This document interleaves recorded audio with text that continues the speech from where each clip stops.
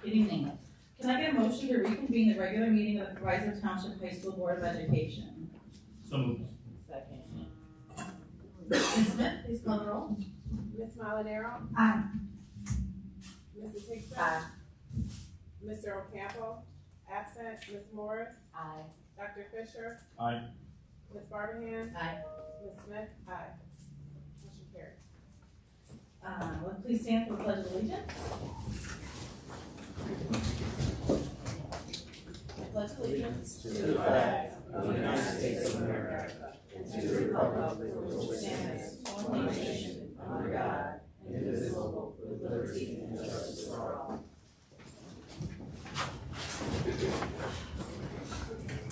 Ms. Smith, please read the vision statement. Through expectations of excellence and by providing equitable educational opportunities to empower each student, our graduates are prepared for college, careers, and to serve as contributing members of a dynamic global society. At this time, the Board of Education opens the floor for public comments. The board will receive public comment from any individuals present this evening and have submitted a request to address the board for the established procedures. Comments will be limited to 3 minutes in accordance with Board Policy 2230. We believe that all participants in the meeting desire the best outcomes for our students, families, and communities. As a reminder, this meeting is being live streamed and will also be archived and available on the district website. First public comment, Kelvin Wallace.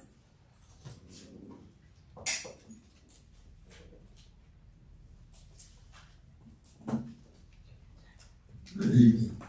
Good evening. I'm here to speak on the positive effect that Mr. Asher had as far as these kids with music and positive mind state. I think every kid need an outlet. You don't have an outlet, it's gonna get negative, you're gonna be stagnant. He provided that outlet. I'm living proof of it. When we was in high school, we loved to rap and make music, and we did it just in the hallways disturbing everybody. So what he did, he gathered us all together and made the rap club. it was pretty cool. No other high school ever did that. It was where I met my first real friends. You know, we did that, and I still got a great relationship with Mr. Asher to this day. I still can call him. He still helped me out with music and everything like that. Great dude, I think. That's how I feel. Thank you.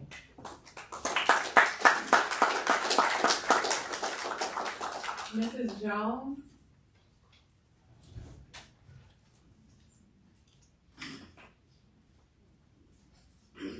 Good evening. Good evening. Okay. I came here to speak about Coach Johnson and the girls football team. She's also the wrestling coach for the girls wrestling team. She started the flag football team. She's continued to mentor the girls on the field and off the field. I just find it disturbing that she's not going to be the coach this year. And it's been said, we'll talk to a lot of the kids, and they do not want to be on the football team when Coach Johnson isn't there. My daughter came in as a freshman. She was a PMSA for 2 years. She's at East this year, and she's been wrestling and playing football since she started. These girls need a mentor other than just someone there to coach and yell at them. Coach Johnson is that person. You know, you can call her for anything. She's there for the kids. She's mentoring kids. She's been leading them to the championship. The first year, they went straight to the championship, and it was #1, and they took that title for the West Division. She did it the second year. They were still good. I just don't understand why she's not able to coach them this year, but yet there has been no talk of a replacement either. I just wanted to get that out. because my daughter told me she needed me to come today, and that's what I'm here for. Thank you.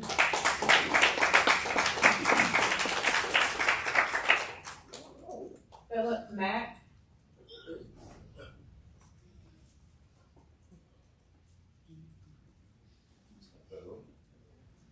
Good evening. Good evening. Good evening. Good evening. This is my first time before you all. Actually, this is my first time up here, period. I am a Maywood resident, Maywoodian as we call it. I am, fun fact, the last football All-American to come out of the Proviso district. Also, I am the right hand to the lady that they're talking about, Ms. Johnson.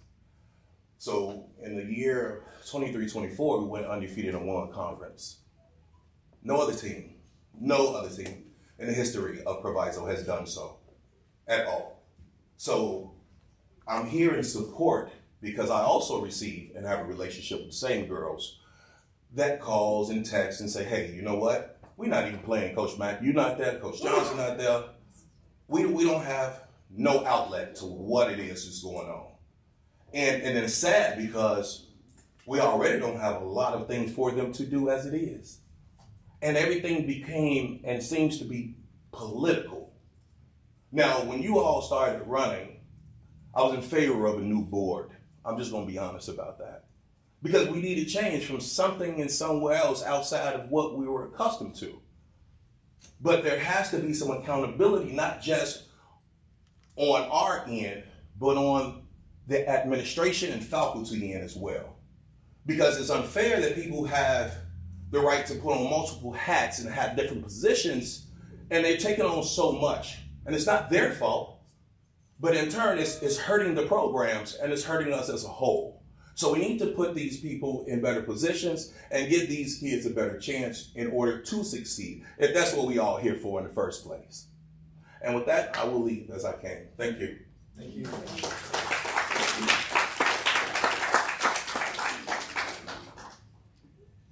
Naquan Dajan.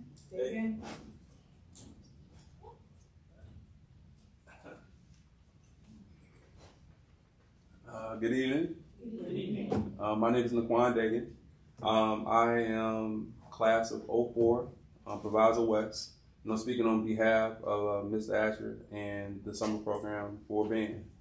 I can say that band, music in general, being and working inside of mental health is something that is a healing factor for a lot of patients and a lot of people that have not been documented to have mental health inside of our society.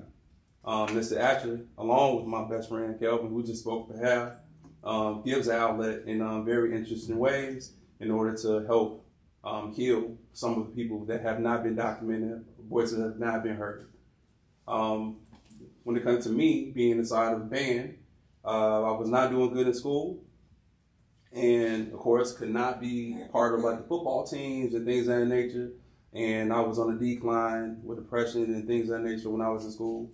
I had practice from grade school, playing the saxophone. Spoke to Mr. Atcher, let me on the band. It was a great year because like I think Drumline had just came out, and then we wound up going to like Pine Bluff, Arkansas, and I'm like, this is my field trip in school. You know what I mean? He's a great person, great man, a great leader. Inside of that exact class, piggybacking off of that will be part of Roosevelt Junior High, where the music teacher was part of my class in that band at that time. So you never know what type of gyms you're gonna have. Mr. Asher is that gym, and I am for the program for the summer, and I believe that it's something that needs to happen. That's my case. All right. Dominique and Davina Shorter.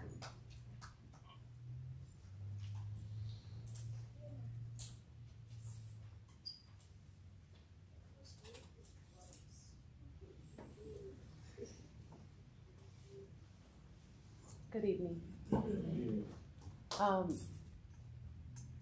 Mr. Samuel Atcher ran a summer band program this summer, as he's been doing for ever since we were 16 and 17 years old. So for the past, I can't believe I'm saying this on record, 20 years, he's been running this very crucial summer band program that teaches us discipline and all of the other skills that we need to be successful in life. Band for us was a safe haven.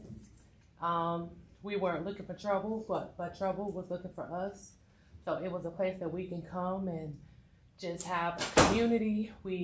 I was able to get a full scholarship to HBCU and graduate from that scholarship because Mr. Atcher took the time out to teach me how to read music, and he gave both of us our first leadership roles as section leaders of the trombone section, the first females in the trombone section. So he saw a lot in us when no one else did. All of us who are here, we had a purpose to get up and go to school. Our very first class was band class. During her grade, they had early bird, meaning they had to get up 1 hour earlier in order to go to band class, and it was packed. We were that man that had over 100 members. He took us everywhere. He introduced us to traveling and showmanship and stage performance and so much discipline and things that make us successful now as adults. And it was from band camp that we learned those skills. We were untrained, we were inexperienced, and he gave his time, as he's doing continuously for decades, and still creating that safe haven for our Proviso Township children. And it needs to be celebrated. It needs to be assisted. He needs help with that program, and it needs to be funded. So we are here to say that this is something that is very crucial to the Proviso Township program and Proviso West in general. Thank you. Thank you. Vanessa Campbell.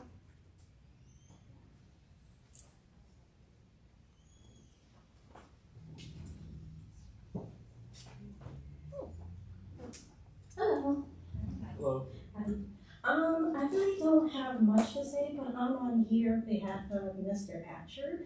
And throughout the years, he done band camp. It's like a safe, like everyone else said, it's like a safe haven for everybody. And for me personally, it kept me occupied and be better with my music. And for me to hear the unfortunate news of it being cut off, I ask of you that you do not do that, because without it, okay, sorry, I'm out of breath. Without it, then students won't be able to craft their music nature in not only the art of music, and also develop their essential leadership skills and whatnot, and also, communicate more with the community and everybody of the community itself. And I just ask that you keep it, just so that way it can keep growing and growing, going to the future and more. Thank you. Thank you. Valerie now.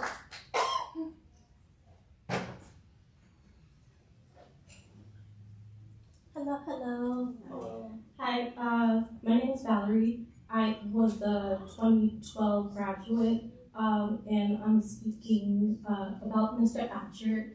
I'm really bad with my words, but to try and keep it short for you, I would find it very discouraging if you did discontinue the band program, because one of the reasons for me is when I was like a little bit of a slow learner, he made it very beneficial for us to practice during the summer, because it prepped us for field shows, stage shows, and parades, and other performances, because they're technically not the same thing from my point of view. So by us having summer band camp, it prepped us in advance so that we wouldn't focus too much time on it during the spring summer season when I was in high school at the time. And I just feel that by you guys possibly not paying him, it feels like it's undervaluing his work, and I would really appreciate if you pay him, because like he's done a lot for me and previous classmates. But thank you so much for your time.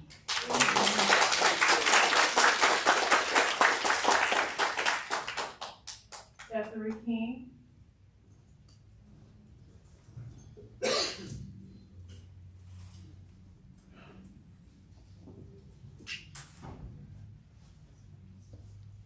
Good evening, everyone. How are you? My name is Desi King, and I was a diamond dancer in the marching band over 10 years ago. The program and Mr. Asher's leadership helped mold me into the person who I am today. Mr. Asher is more than a band director. He's a role model who teaches discipline, teamwork, and pride. Summer band camp is vital to the program's success and the time he dedicates to serve fair pay.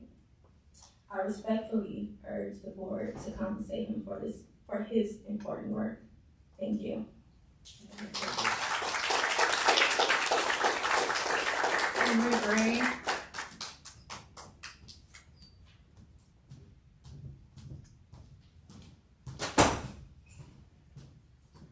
Good evening. I'm also here for Mr. Atcher. My name is Henry. I'm also a graduate from West. I graduated in 2012. I do have a couple words that I've written down. Over the years, Mr. Atcher's work has been much more than just leading a band. It's community building, both within the band, as a lot of people, I've made a lot of friends with people around here, and with the community at large. He's taken students to perform at homecomings, local parades, cultural festivals, and events for community leaders. From the Taste of Bellwood to the Hillside Veterans Day Parade, from Maywood Family and Friends Day to St. Patrick's Day in Forest Park, to the Bud Billiken Parade as well. The band's presence has strengthened the bond between Proviso West and the towns that we serve and that we perform in. These efforts also came with opportunities to expand. Before the pandemic, there was momentum to increase staffing in recognition of the growing numbers. Unfortunately, COVID-19 caused that to not happen.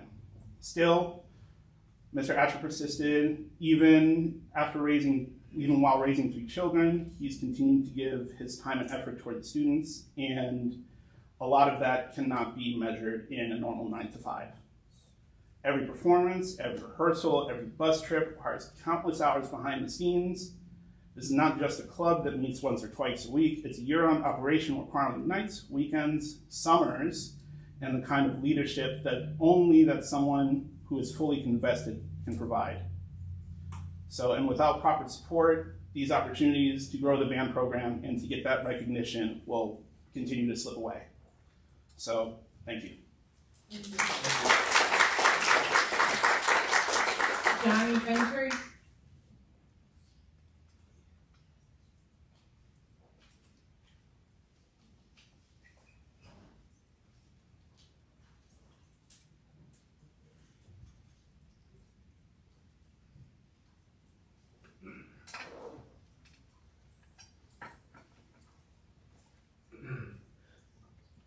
Good evening. My name is Johnny Ventry. I'm speaking on behalf of Mr. Asher, class of 2016. And to keep it brief, I want to talk about why band camp specifically is important for kids, students' development. I came in 2013 with literally no experience at all playing drums whatsoever.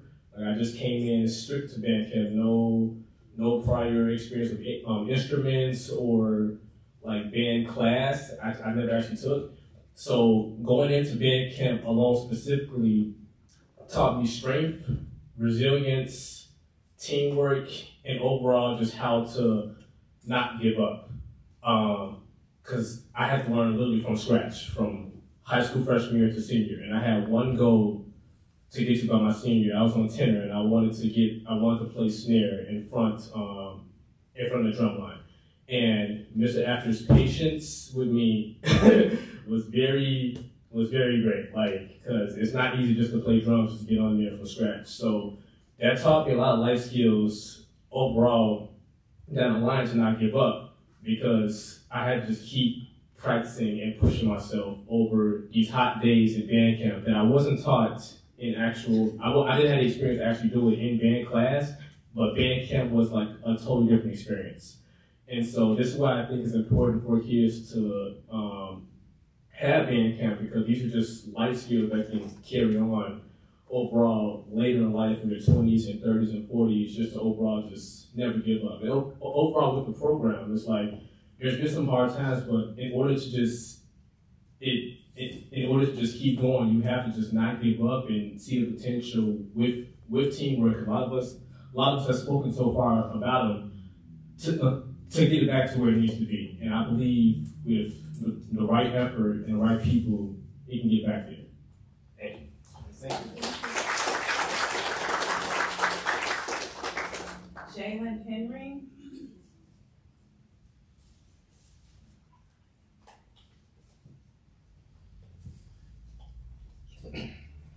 Good evening, everyone. My name is Jalen, and I'm here in support of my guy, Mr. Atcher. To be quite frank with you, he's somebody that I really look up to. I'm 26 years old, and I still remember my 8th grade year. I was at a Christmas concert, played trombone. And I'll never forget, he walked up to me, and he said, I like how you play. I want you to play for my band. He did that for me, and he saw something in me that I didn't see in myself. That carried on into high school. It taught me discipline, it taught me responsibility. It taught me that I can be more than what I thought I was. I think we all can relate to the fact that we came from nothing and then became something. He saw something in me that I didn't see, and that carried on into my college years. And I still to this day thank him for giving me the opportunity. From that one moment, just that one concert, I ain't think nothing of it. He saw something in me. And what he does for the band program, all my colleagues have said it, and some are going to come up and say it again. It's what he does for us at the end of the day. We are a community, we are a family, and I do not want that to go to waste. I do not want him to not be compensated for what he does. I respect this man, and I hope that you guys will understand and respect him too. Thank you. Thank you.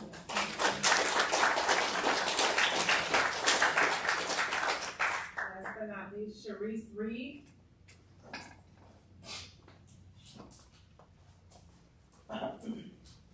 I knew you would get it wrong. It's red. Sorry. You're not the first one. If you don't mind, I'm going to read, so I won't be able to give you all any eye contact. But as stated, my name is Sharice Red. I'm a graduate of Proviso West, class of 1989, and I'm also president of the Proviso West Alumni Group. I'll start with the most recent thing. Thank you for allowing Proviso West to experience its first ever alumni cookout on the grounds of Proviso West. It was a nostalgic feeling for all, excuse me, to be back on the practice field, taking in all that beautiful acreage, with everyone agreeing, even the board president, that the cookout should have always been there. Everything went off without a hitch. We were able to get everything we asked for to assist us with maintaining the grounds and moving people and things around in the most efficient manner. It was awesome meeting the incoming principal, Mr. Christian. The fire in his belly and the love he has for our young Panthers left me with a warm feeling inside. I wanted to re-enroll. Just joking. The cleanup was a breeze, and based on my conversation with the superintendent, I am looking forward to continuing this annual event on Harrison and Wolf.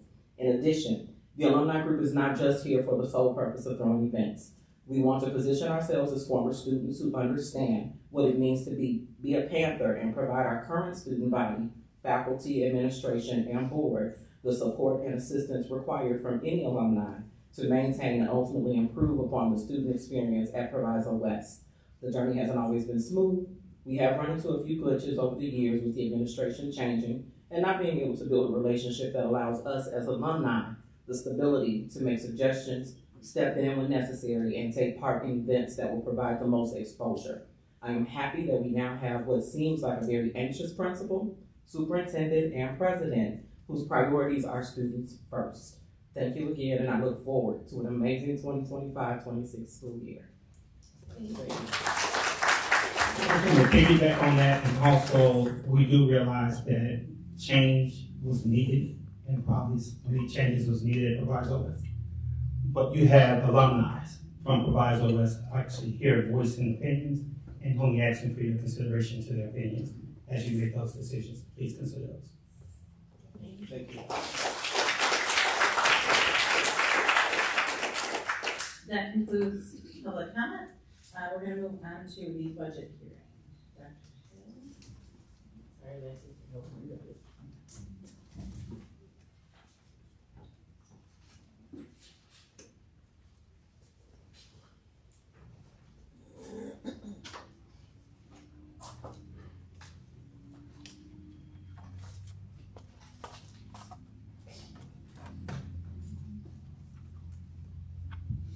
Good evening, everyone.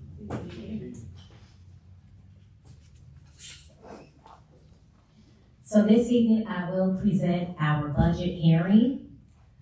First up, I want to begin with the budget timetable. So on June 10th, the tentative budget was presented to the Board of Education. On June 17th, that tentative budget went on display in district office, and a notice of public hearing to be held on August 12th was also placed in the newspaper. Today is August the 12th, and we are now holding the public hearing. After this budget is approved, it will be filed with the Illinois State Board of Education within 30 days of its adoption. So let's begin with major factors that are affecting the FY26 budget. So let's begin with the revenues. Real estate taxes will increase this year by 3%. Evidence-based funding levels will increase by $3.3 million. This was released last Friday, if I'm not mistaken. Federal grant revenue will decrease primarily due to the elimination of the ESSA grant. As I mentioned on many occasions, ESSA was really, really good to Proviso District 209, but those dollars are no longer. And our corporate property taxes will decrease by 15%. Now, when you look at our total salaries increase, they will increase by 6.8%, but that's because we have several groups. So our certified teachers receive an increase of about 5%. Our support classified staff receive a percentage by 4.2%, and we will be in negotiation soon with our SEIU memberships. The district will invest in $7.5 million in capital projects for this year, and that's because we have a $4 million overage left over from the prior year, so that's included within this budget. Now, our out-of-district tuition will increase by $800,000. But here where this is coming from. This is coming from our investment with our dual degree programs, our career academics programs. We are increasing enrollment so our students will have those certifications when they leave Proviso District. And we also have PACE. Their tuition also went up by 4%. In addition to increases that we receive annually from our non-public out-of-state district placement for our SPED students. And our transportation payments will also increase, primarily due to the timing of billing. So we received some bills that came in like around May. So of course we couldn't pay it during that time, so now they will be added on to this year's budget because we didn't receive them until July. But overall, our total expenses will only increase by 1.2%. And we do have a system in place this year to make sure that we are definitely staying on budget like we have in the past. But more so, we have systems that we are putting in place, primarily with our pre-purchasing committee, where we're evaluating every purchase that comes through district office that's in the amount of over $2,500. Next up, we have our budgeted revenue across funds. So we take a look at our real estate taxes, as I mentioned before. We went up by $2.2 million, so that's an increase. Other local revenues, which I mentioned before, which is our corporate property taxes, those did decrease by 15% to the tune of $388,000. Now, as I mentioned earlier, our evidence-based funding, we did receive an increase of $3.3 million this year. And as we know, state grants are decreased as well by $93,000. And then our federal grants as well also decreased by $3.3 million. And this is primarily due to the ESSER funds that we did receive last fiscal year. So overall, our total revenues that we are proposing for this year will be around $127,638,000, which would be an increase from $1.7 million from the prior year.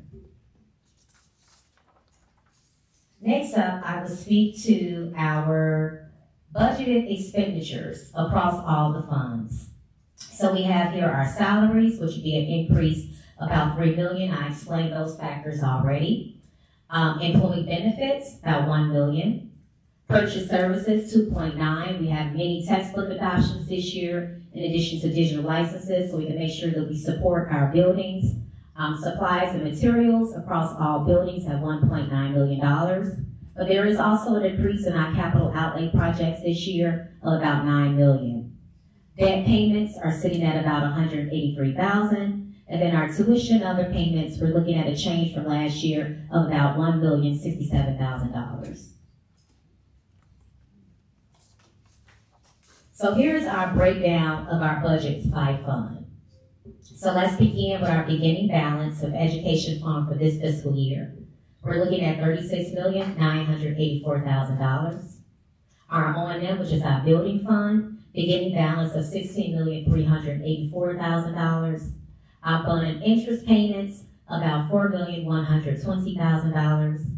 Transportation, $2,261,000. Our IMRF and our Social Security, $3,337,000. Our capital projects at $7,772,000. Our working cash, $4,342,000. Our tort, $1,062,000. And last but not least, our life and safety, which is $3.2 million. So as we begin FY26, we're looking at about $79,548,000 as our total funds across all funds. Now, by the end of next year, we are expecting a surplus of about $6 million.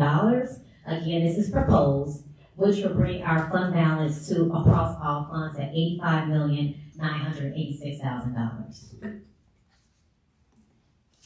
Next up, I will speak to our revenues versus our expenses. And this is dealing with our non-capital fund surplus / deficit. So this slide here shows a comparison. So if you take a look above the blue line, that's our revenues are greater than our expenses. If you take a look below the blue line, that would be our deficit. Expenses are greater than our revenues. So from 2017 to 2019, the district had small surpluses that dipped to a deficit in 2019. But from 2020 to 2025, the district consistently has strong surpluses, and with a high peak in 2024. And as I've shared on many occasions, ESSER was really good to Proviso District 209, so that was a result of these surpluses that you see here. However, if you take a look for 2026, which is this red box that you see here, the budget projects a smaller surplus compared to prior years, and this is due to no longer having those ESSER dollars. But in short, the district finances improved significantly after 2019 as a result of those ESSER funds, but the 2026 budget does indicate lower access and a lower surplus as we have seen in prior years. Next up, I will speak to the end of the fiscal year fund balances. So, if you take a look here about what this slide shows, you see the gray bars, and then you see the black line.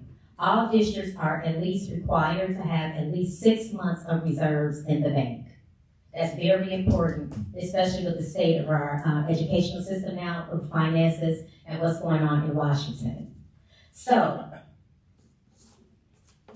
here we go with these slides. So let me get back to it. So bear with me for a second so I can find it. Okay. All right, here we go. So as you can see, the red bar that's sitting here right now, Fund balances grew from 2017 to a peak in 2019 and 2020, then it gradually declined in 2024. In 2025, balances slightly increased, and the 2026 budget projects another increase, which was shown in red. In short, the district has consistently kept really good, healthy reserves, and 2026 is budgeted to end with a stronger balance than it has in the past 2 years. So right now, we are at least about 9 months of reserves. So we have improved 3 months from the prior year, which is good. Now, we have to have an honest conversation about what are some threats to our future school funding. So when you look at our local funds, the CPI trending, they're going down to historical levels. Right now, we're at 3.2%. Correction of a state error that occurred with our corporate property taxes, that decreased our revenues as well by 15%, which was mentioned earlier. And then as you guys can see as well, our interest rates are trending down to historical levels, and that's across the country. Now, when we speak to our state funds, the budget crisis at the state of Illinois hit a pause during COVID due to those one-time COVID dollars. COVID was so good to us, but they are gone, okay? So now we're moving on to our EBF, which is really good. EBF did increase this year by $307 million across the state for FY26, and this is the first time since FY20. However, we cannot depend on those high-level EBS amounts. With the current climate as it relates to our finances throughout the country, we just don't know. So that's why it's important for us to make sure that we maintain those healthy reserves. However, there was no increase in FY26 to state reimbursements for transportation, early childhood program, and special education. And last but not least, our federal funding. Our federal funding, as we all know, to some schools has recently been paused. We are hearing openings of some of those dollars coming up now. But ultimately, there is an uncertainty with the future of the United States Department of Education, and I'm pretty sure we all see the news as it relates to that. So we don't know how that will impact us in coming months and in coming years. So we just want to make sure that we continue to remain fiscally conservative with our dollars. And that concludes the presentation. Are there any questions?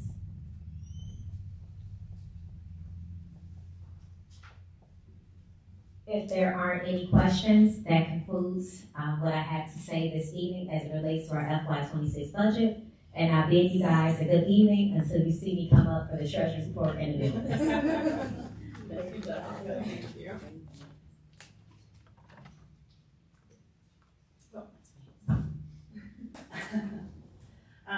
I was very happy I got to speak to all the teachers and staff and admin this morning and welcome you back to school.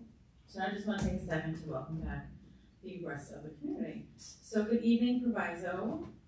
As we open the doors for a brand new school year, I want to share the excitement and the optimism I feel for what's ahead. The first day of school is always a powerful reminder of why we're all here. Seeing our students arrive with smiles and some nerves and some hesitation, and the promise of a year dedicated to challenging, inspiring, and educating them shows us that what we do matters.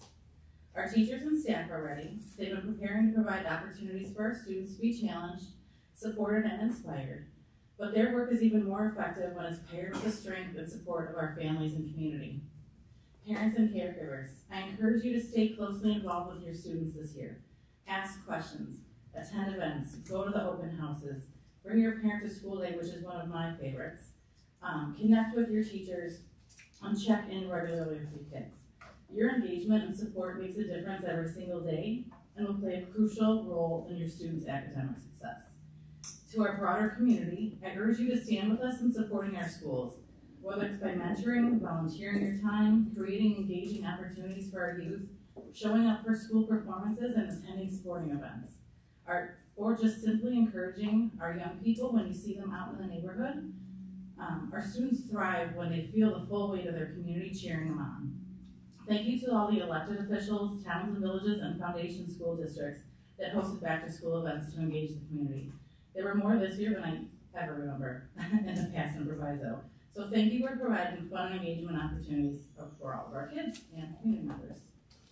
This year, we are committed to elevating expectations for our schools, for our students, and for ourselves. We will challenge students to give their all, to bring their best effort to everything they do, and to believe in their ability to achieve more than they thought possible. With your support, they will rise to meet those challenges. The Board of Education knows that new leadership can feel different, change can be uncomfortable, but here's the truth. If we keep doing the same things, we'll keep getting the same results. And our students deserve better. They deserve our best. This is the year we raise the bar, for ourselves, for each other, for every student who walks through our doors, and that means holding ourselves to the highest standards, accountability, building each other up, and embracing the changes that will make us stronger. We are committed to improving academic outcomes and ensuring every student knows that Proviso is a safe place where they are valued and where they can succeed. But we cannot do it without all of you. Here's to a new school year of teamwork and pride for our students, our schools, and our community. Thank you and welcome to the school year. That's it. That's your report. Yeah, thanks, Jen. And with that, I will bring up Dr. Hill for her portion of my report. She is banged up.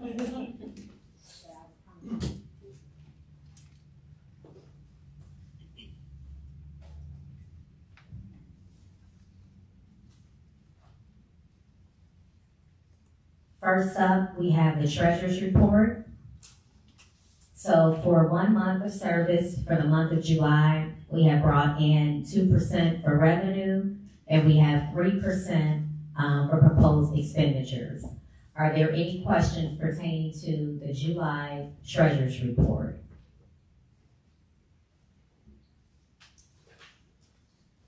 Next up, we have the bill list. Are there any questions pertaining to the bill list?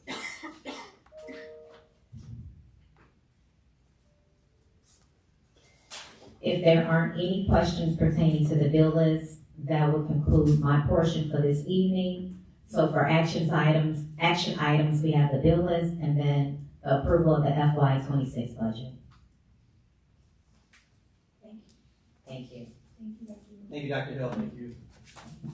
So as board member Barberhan and President Barberhan mentioned, we are back in the new school year, and we are really excited about it. We had a wonderful kickoff this morning where all staff members came to Proviso East. Rodney, for Principal Hull, I appreciate your openness in bringing us here, and your facilities team for all the work they did to host the entire district. We know that's no easy job, and we tax them, but you do have a great space for that. So we will be back next year. So we did have a really great day. We had an opportunity to really share about what the expectations were for the year and essentially what it is that we're going to do. But before I get to that, I want to really just walk us through what we were able to accomplish this summer. And so for those of you that know, it was a very busy summer. I genuinely and greatly appreciate central office for understanding the need to disband from summer hours. I know our district was used to having extended days, Monday through Thursday, to have that Friday off.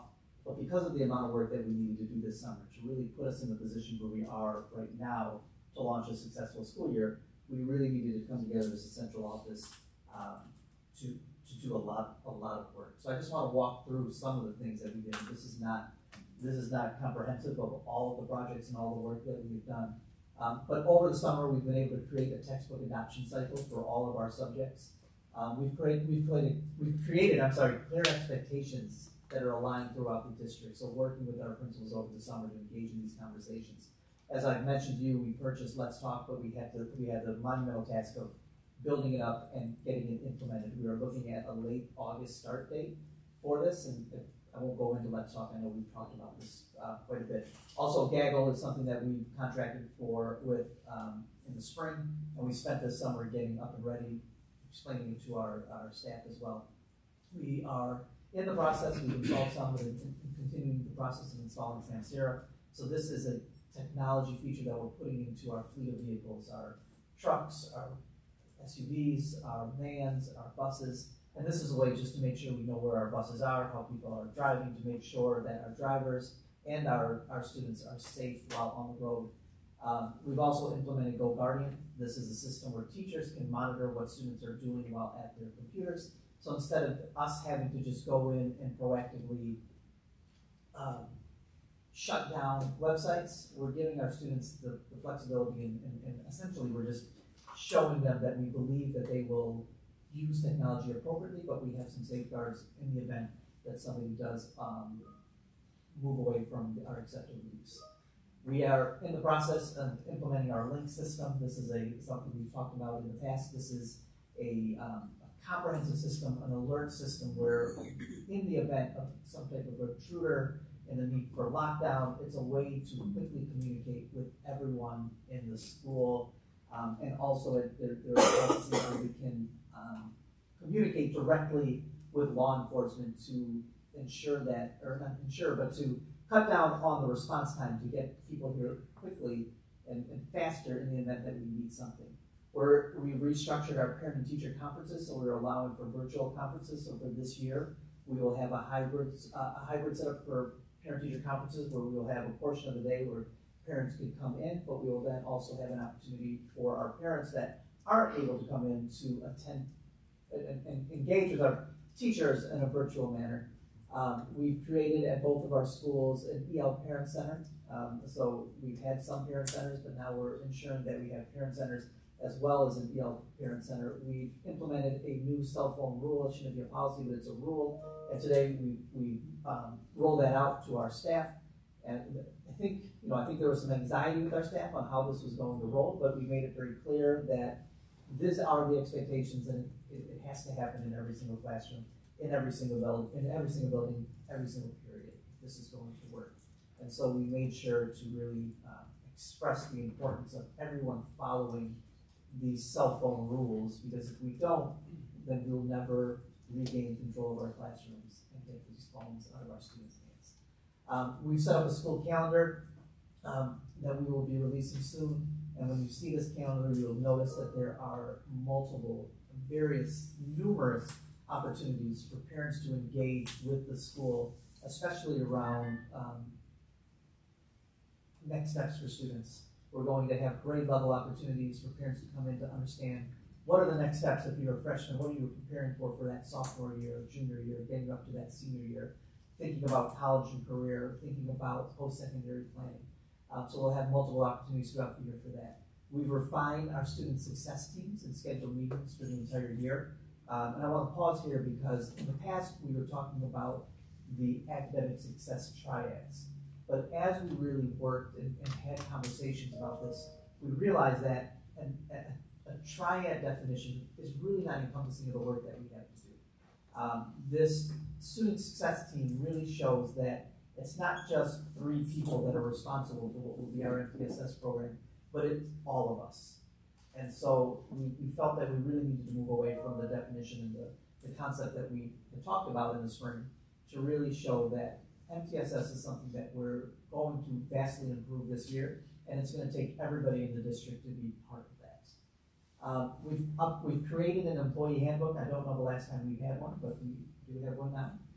We've updated the student handbook. We've created and we'll be passing out a student athlete code of conduct and coaches' expectations. This is something you've seen in the past, but we will be implementing it this year. As you know, we've attended a ton of community events this summer, to the point where I think I really burned out my staff. So I do owe some really great appreciation to some staff members. I'm looking at you right now. Christy, Corey, Gail, you guys were almost at all of the events, and many of the board members were there too. But I will say we heard a lot of positive feedback from our community because they appreciated the fact that we were showing up, that we were engaging, that we were going out into the community. And speaking of going out into the community, on 2 separate days this summer, we went out and knocked on doors to remind parents of the need to register, to answer any questions, and to ensure that we're getting more and more students to school on that very first day. We're also launching something this year where we'll be doing weekly data meetings with our principals. And so we were able to build that out, build the dashboards, build the protocols, and really this is where we've identified some leading indicators that we're going to really lean into this summer or this school year to make sure that our schools are moving in the right direction. these are some of the metrics that we know that if we do well on, that eventually our proficiency scores will rise. We launched, as you know, the strategic planning process. We launched the facility renaming task force. We launched what was going to be the PMSA transfer policy, but turned into the MSA transfer policy, so we could look at our math and science academies, not just at here in this building, but also at East and West. We'll be starting something that's called Mondays with Mohit next week, and this is where I'll be engaging with the community live. You guys know I used to be primary. Ronnie's laughing, or Principal Hall's laughing at me. But this is an opportunity where we will have an opportunity for me to speak directly to our community and then also answer unfiltered questions, just to ensure that everyone has the information that they need. We've trained all leaders and department chairs on the graduate release of responsibility, which I'll go into shortly. And then we're looking into, we want to engage differently with our first-year teachers and our second-year teachers. So with our first-year teachers, beyond the mentoring sessions, looking for ways for them to engage in social events outside of the school, and then quarterly for our second-year teachers. We had a 5-day training for all administrators, school-based and central office, over the summer, and we really were able to engage in instructional practices, in HR issues. We had 1 day dedicated to law issues that our school attorneys were able to help facilitate for us. And we also had an opportunity to engage between school and central office and administrators to really start building better relationships between us. We've created a Student of the Month program, which we'll be launching this year to start, district-wide at each building, honoring students. And so that's something we'll be looking forward to sharing with you throughout this school year. And then getting into some of the staffing things. I'm really proud of where we are this year when it comes to staffing for our schools. We were able to provide teachers in special education a 4-to-1, so essentially giving them 4 classes plus a caseload. This was something that I heard from our teachers from almost immediately entering into the district, and I agree that this would be, special education is an area that I know that there's significant growth that needs to happen here in this district, and giving our teachers the opportunity to do a little bit more planning and preparing will only make for better lessons and better support for our students that have IEPs. But I did go back to see, where we were last year compared to now. And so currently we have 3 teaching vacancies district-wide. And when I looked at where we were in August of 2024, we had 16 vacancies at this time. When we looked at resignations, last year between May to August of 2024, we had 17 resignations. And for this year, between the same time period of May to August, we've only had 5 resignations. And so as we're always looking at recruitment, you can never stop thinking about retention. And when you are able to retain your teachers, it makes it easier to close your gaps. And that's why we're seeing why we only have 3 vacancies right now as compared to 17 last year. So again, really excited about the work that we did. I know that I'm not encompassing everything that we did these past few months. And again, appreciate the hours and the time and the effort of our administrators. It was probably the most work I've ever done in my career in a 2-month summer period. But I know that those efforts are gonna be. You will see those efforts in this coming school year. So in the district kickoff, we wanted to ensure there was really 3 things that we talked about. And so in a district that is going through some form of transformation and in need of change and improvements, there are a multitude of things that you can do. What I've seen in the past is districts essentially just try to do too much.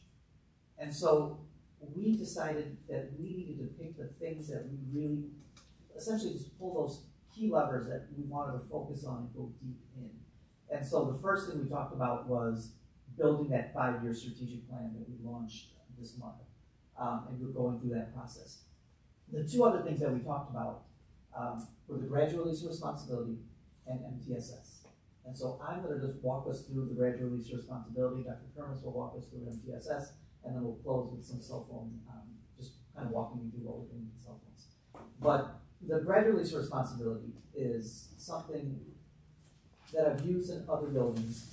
And when I was entering into this position and really learning about Proviso, I'm happy to see that the graduate release was part of the instructional framework already. I believe in about 2021 or 2022, when the district was creating its instructional framework, it named graduate release as the framework, or essentially how we should be teaching in this building.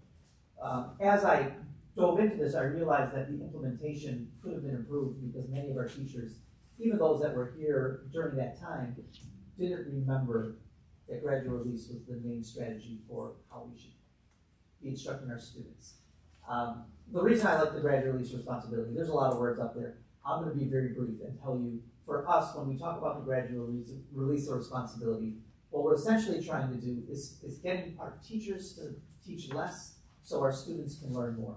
I'll say that one more time. We're trying to get our teachers to teach less so our students can learn more. They learn more by engaging in conversation. What we're trying to do is help our students move away from this learned helplessness of constantly asking questions and become comfortable in trying to work through difficult situations or difficult tasks and skills and leaning on some things that will build in this graduate release responsibility. So, for instance, we'll have a focused instruction lesson where a teacher will model what's needed.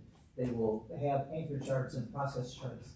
We'll have learning objectives set. So when a student is there, they know exactly what it is they're supposed to do. They'll see it in that first 10 minutes of a lesson because the teacher will show them explicitly, this is a skill that you're working on. This is how you're supposed to do it. Here's my think about things that you should be thinking and doing as you're trying to solve for this skill or work through this problem, and have that information left in the room for them.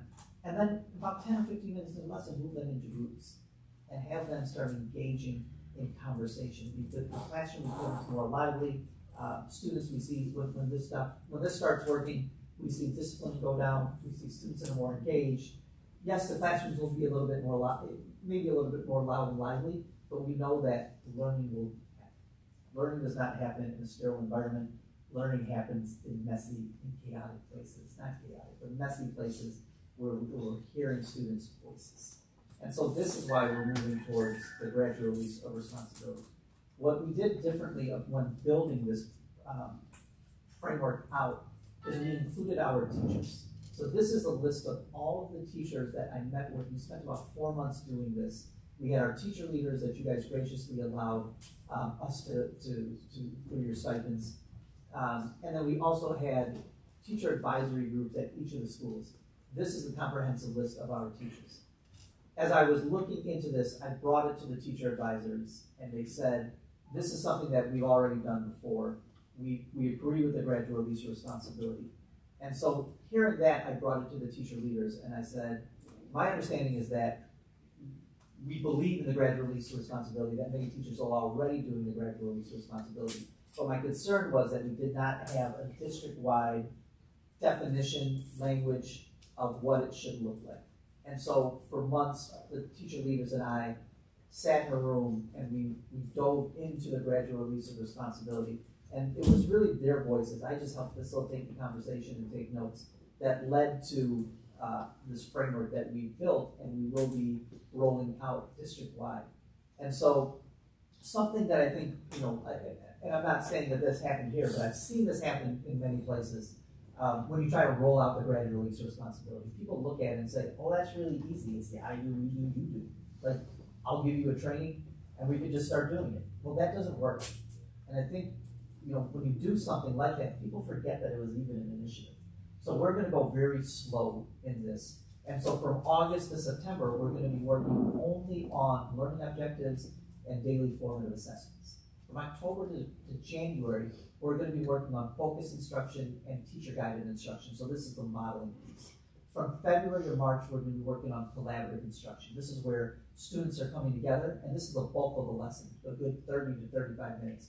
Kids are coming together and they're working in groups and they're struggling together. Essentially, during this time, we're looking for something that's called productive struggle. We don't want to give students the answers. We want to give them the skills to productively struggle and find a solution without significant support from the teacher. And then April from May, we'll look at independent learning, and then you'll see from August to September, for the next year, we're going back and then working on those daily formative assessments. So all this to say is, as we're rolling out the gradual release of responsibility, the expectation on teachers is that we don't expect to see a full gradual release lesson until next year. We are going to go slow to make sure we do this correctly.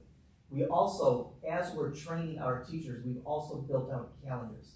So we have a district-wide professional development calendar. So we have Wednesdays where we do PLCs from 8 a.m. to 9:10, and then we also have department chair meetings. When we roll out in early August or mid-August the learning objectives, we will follow up in department meetings. So as we're training our staff district-wide, then our department chairs will bring their teams together and talk about what they saw in the district meeting and make the tweaks that are needed for their specific departments.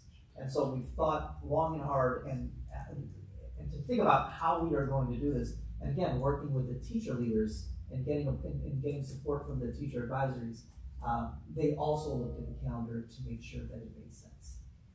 As we're going through this work, and again, thank you for allowing us to have department chairs again back in this district. The department chairs are going to be critical to this.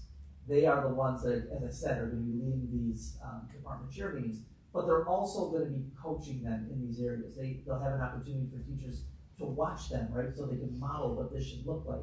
They can help teachers plan. They can observe and give feedback. But essentially, what I want and what I've tasked all department chairs to be able to do is become demonstration classrooms. And so as teachers are learning this and seeing this in PD and in the department chair meetings, they can go into that department chair and watch them do that specific part of the gradual release that we've been training on and seeing somebody do it at a high level. We will also open this up for teachers, that a select group of teachers that are really ready to take this on, to also train with them at the same level of the department chair, so we can have additional demonstration classrooms across the district. And so finally, we'll wrap all of this up with a cycle of learning. And so this is where administrators will work with Jen Kermis, and when we finally staff the position of framework specialist, they will be working with with school-based leadership to say, you know, if we're working on learning objectives for 6 weeks, what is your 6-week plan? And so the first thing we do is we learn and set goals, right? And so in setting the goals, we're going to name where our teachers are in the process and where our students are in the process, and then create a goal for those 6 weeks. So we could say, you know, 25% of teachers are implementing learning objectives at an appropriate level. By the end of the 6 weeks, 75%. So we want to set that goal. Then we want to get teachers to learn it and then practice it. And so that study and planning is kind of where we're developing that plan. The implementing is when we allow our teachers, after being trained, to have an opportunity to safely practice what they're trying. And then after a period of maybe 2 to 3 weeks of safe practice, then having the department chairs, our administrators, going in and giving feedback. And then at the end, we reflect to see, did we meet that goal? If we met that goal, great. If we didn't, then what is it that we need to shift and change? And I will say, as we're training department chairs, we've trained deans, we've trained assistant principals, and we've trained principals, because we want everybody to have a solid understanding of the gradual release of responsibility. Moving on, I'm going to turn this over to Dr. Kermis, who's going to talk about our updated strategy for multiple tiered systems of support. Thank you, and good evening, board members. This is a project, as Superintendent Bohm said, that we've been working on very diligently this summer, and we're really excited about where we've landed, and we're even more excited to have such a terrific team together under the School Improvement Department to work on this. And that team is Dr. LaToya McIntosh and Dr. Deborah Diana Thomas, who are going to really be leading the implementation of this revised MTSS framework. So I bet you were expecting, those of you who are familiar with MTSS, I bet you were expecting to see a different shape on this slide.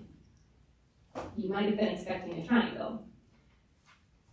We have chosen to represent our approach to MTSS as a system of circles within circles, because a true MTSS system is about creating a circle of support for every single student. And because sometimes the triangle model leads us to misunderstand that we are not placing or assigning students to tiers, but rather we are assigning tiered interventions to students based on need.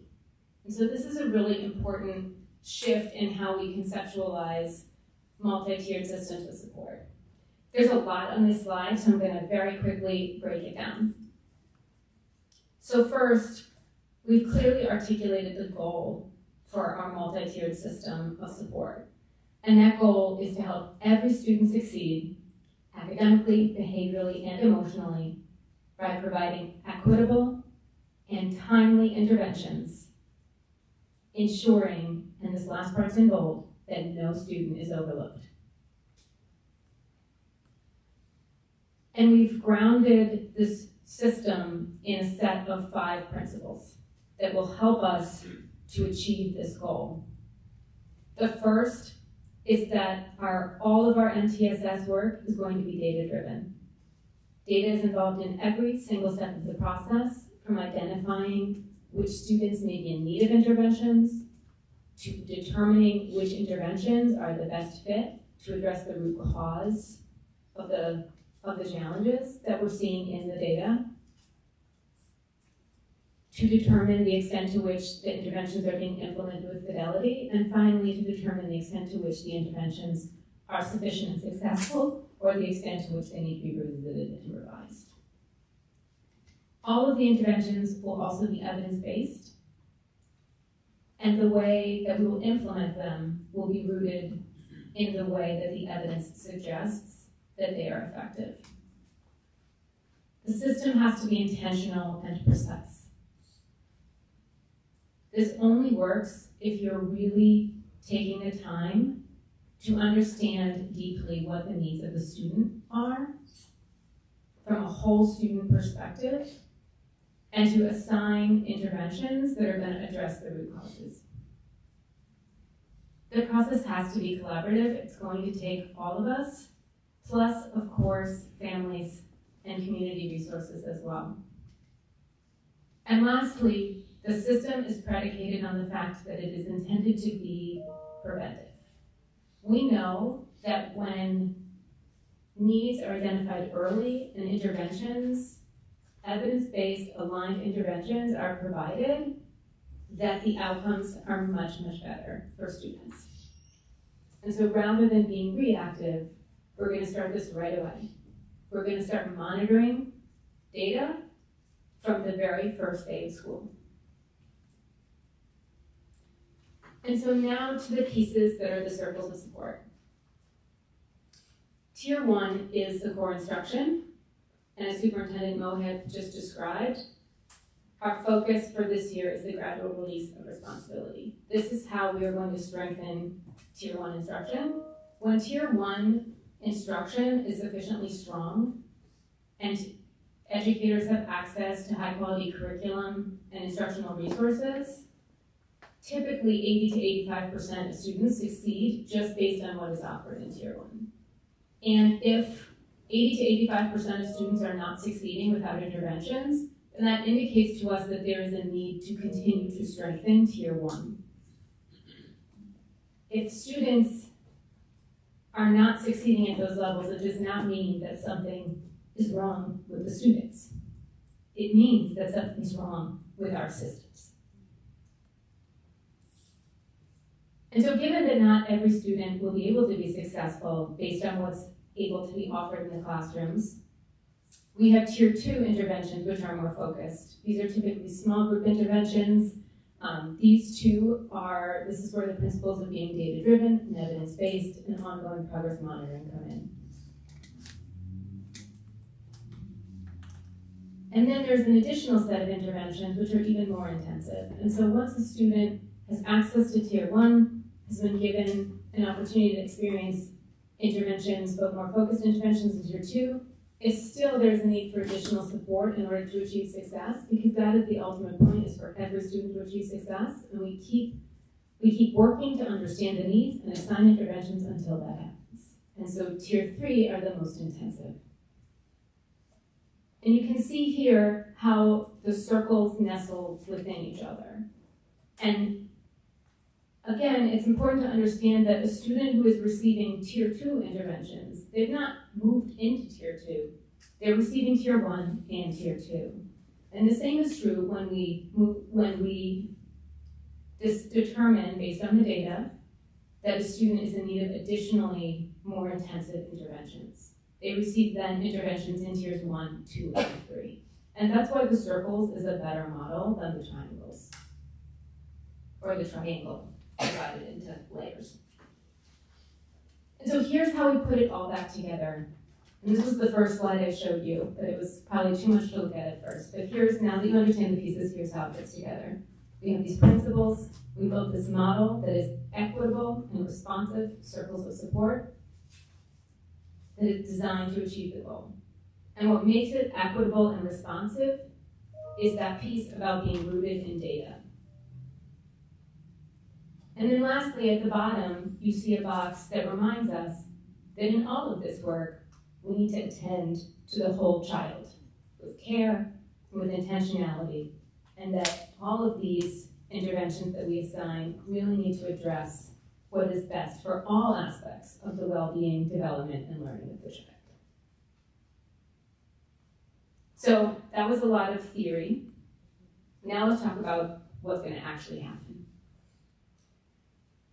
As Superintendent Mohit mentioned, we are going to establish, or we have established, student success teams organized by grade level within each school. And those student success teams have permanent members who meet every single week to work on this. The permanent members are a dean or an assistant principal, counselors, social workers, and community partners. You can see the cycle they'll follow in the graphic to the right. And again, it's going to start with data, assign evidence-based interventions, we'll monitor fidelity, and then we'll monitor outcomes. We will continue to do that, and when we get back to the data review, we'll review the data for the students we've assigned interventions to, and we'll review the data for all the students that we haven't yet to identify which students may need additional interventions in this next cycle. And so this is another really important shift, is that while there are these, what we were formerly calling triads and what we're now calling student success teams to reflect the fact that they are more than 3 people, everyone is really a collaborating member of the student success team. We need everyone who is engaging with that child and with that family to provide information and input that will help inform the decisions that the permanent student success team makes about the right interventions. Everyone will need to know what these interventions are and how they can help support them in whatever role they have and whatever interactions and relationships with students they have. And so a great deal of this work in practice is actually improved communication systems, so that what is being discussed and determined in the student success team, the appropriate information from that is then shared out with everyone else who works with the child, so everyone is on the same page. And then we put this slide up during the District Institute because we do want to acknowledge that this is new and new things are hard and take time. And we are learning and growing through this process, and we're going to practice continuous improvement with this and continue to make it stronger. Any questions? Thanks, Dr. Kermis. Want to do cell phones fast? I'll take care of it. So this is, I'm mindful of time, but also this is nothing new, because this is something that I know that Mike Swanson has shared with you guys around the cell phone task force committee. But what I wanted to mention was that Dr. Kermis, Mr. Adjoff, Mr. Swanson, they got up and actually showed everybody how to use it. It was quite comical. They really showed teachers very prescriptively how this should be done. And so talking about these procedures, right, and essentially what we're doing when a student is not compliant. But what we really express to the teachers, we are not trying to make this difficult for teachers.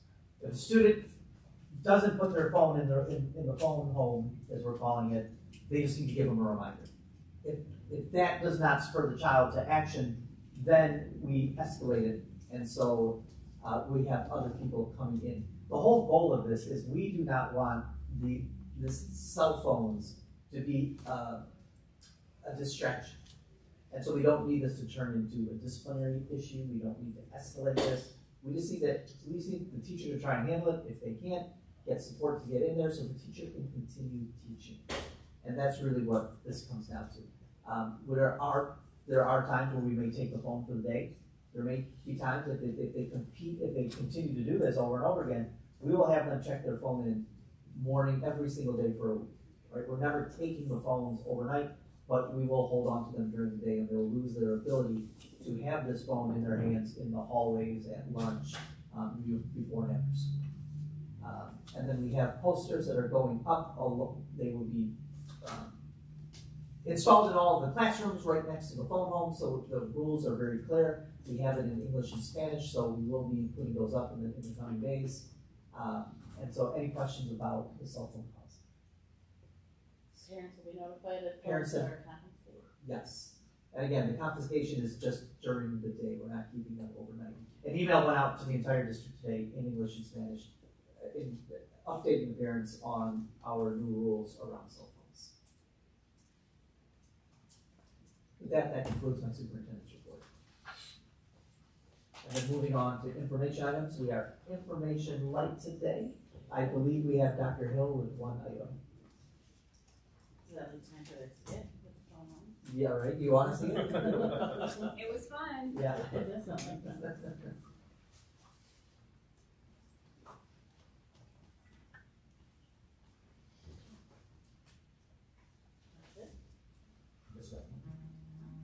Good evening again. So this is pertaining to the PACE budget. So every year, the superintendent must present to the Board of Education a proposed budget for the upcoming fiscal year. And so this year, we received the tentative budget for PACE. And as I mentioned in our presentation, there's an increase by 4% from the prior year. And so the Board of Education this year, we were asked for the superintendent recommendation to approve the PACE FY26 budget as presented in the amount of $9,331,148. That's the budget for this year for PACE. Are there any questions pertaining to that item?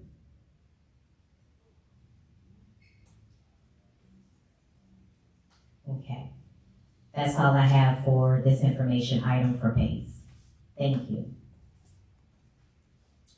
Okay, moving on to the approvals.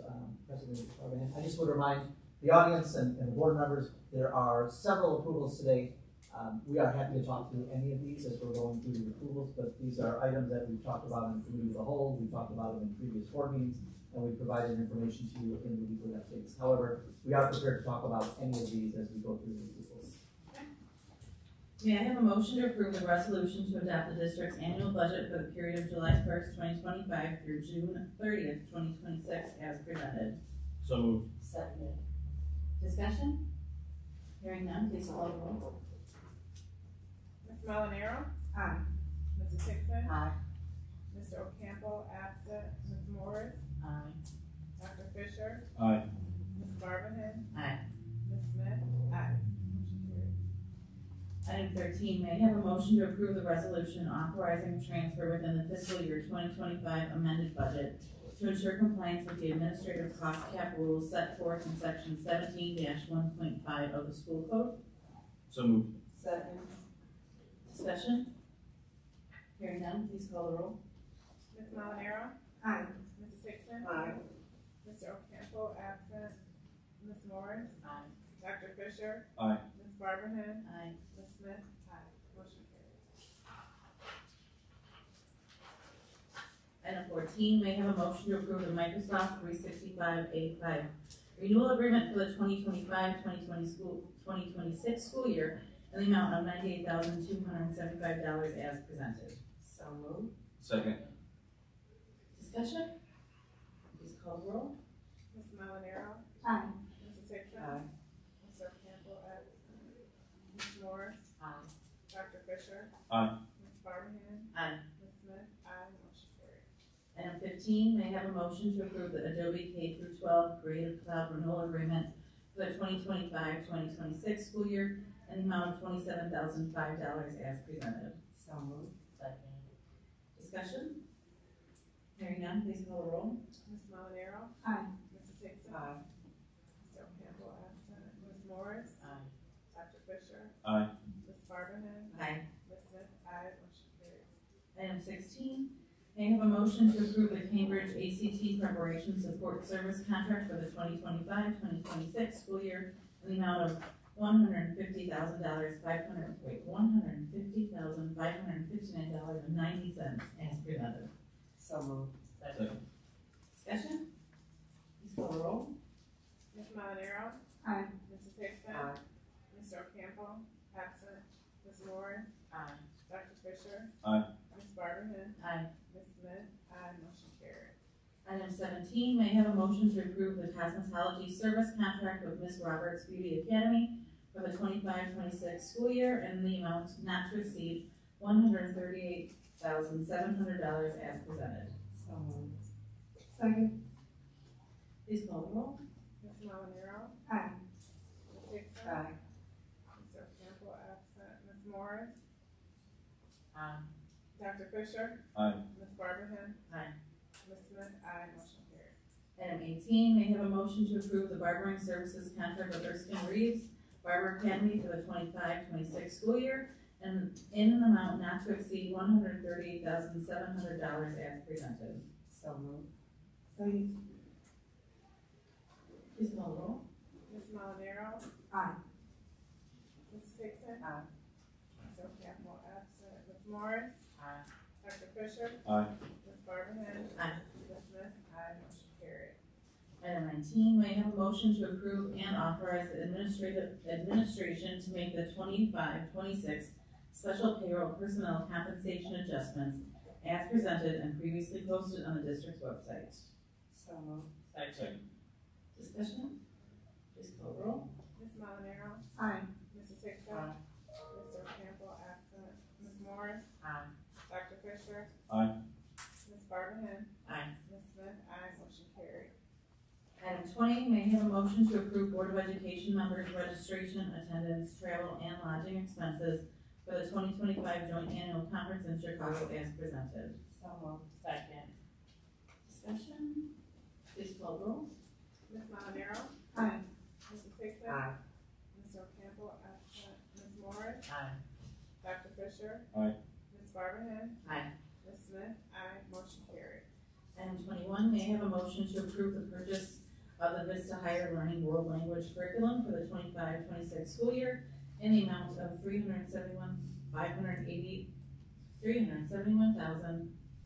$371,580.14 as presented. So moved. Second. Discussion? Please call the roll. Ms. Malinero? Aye. Mrs. Hickson? Aye. Mr. Campbell, absent. Ms. Morris? Aye. Dr. Fisher? Aye. Ms. Barbahan? Aye. Ms. Smith? Aye. Motion carried. Item 22, may I have a motion to approve the purchase of Azulejo Advanced Placement World Language Curriculum for the 25-26 school year in the amount of $23,654.52 as presented. So moved. Second. Discussion? Please call the roll. Ms. Malinero? Aye. Mrs. Hickson? Aye. Mr. Campbell, absent. Ms. Morris? Aye. Dr. Fisher? Aye. Ms. Barbahan? Aye. Ms. Smith? Aye. Motion carried. Item 22, may I have a motion to approve the following committee of the whole meeting dates for the 25-26 school year: August 26th, September 30th, October 28th, December 2nd, January 6th, January 27th, February 24th, April 7th, and April 28th. So moved. Second. Discussion? Please call the roll. Ms. Malinero? Aye. Ms. Hickson? Aye. Mr. Campbell, absent. Ms. Morris? Aye. Dr. Fisher? Aye. Ms. Barbahan? Aye. Ms. Smith? Aye. Motion carried. Item 24, may I have a motion to authorize a written settlement agreement and release of claims with former Administrator Kevin Brown to resolve the employment lawsuit number 122 CV 4555. Second. Discussion? Please call the roll. Ms. Molinaro? Aye. Mrs. Hickson? Mr. Campbell absent. Ms. Morris? Dr. Fisher? Aye. Ms. Barberhand? Aye. Ms. Smith? Aye. Motion carried. Item 25, may I have a motion to adopt the minutes of the July 8th, 2025 Board of Education meeting? So moved. Second. Discussion? Please call the roll. Ms. Molinaro? Aye. Mrs. Hickson? Aye. Mr. Campbell absent. Ms. Morris? Aye. Dr. Fisher? Aye. Ms. Barberhand? Aye. Ms. Smith? Aye. Motion carried. Item 26, may I have a motion to approve the bill list submitted to the board and dated August 12th, 2025 in the amount of $3,093,200.69. So moved. Second. Discussion? Please call the roll. Ms. Molinaro? Aye. Ms. Hickson? Aye. Mr. Campbell absent. Ms. Morris? Aye. Dr. Fisher? Aye. Ms. Barberhand? Aye. Ms. Smith? Aye. Motion carried. Item 27, may I have a motion to approve the August 12th, 2025 personnel report, including the hiring, resignations, separations, stipend positions, and leaves of absence. So moved. Second. Discussion? Please call the roll. Ms. Molinaro? Aye. Ms. Hickson? Mr. Campbell absent. Ms. Morris? Aye. Dr. Fisher? Aye. Ms. Barberhand? Aye. Ms. Smith? Aye. Motion carried. Yeah. Please read the FOIA report into the record. Between July 23rd, 2025 and August 6th, 2025, there have been 4 FOIA requests received by the district. These FOIA requests were submitted by Arlene Sabato, Hope Moses, O'Shea Smith, and Brenda Horton.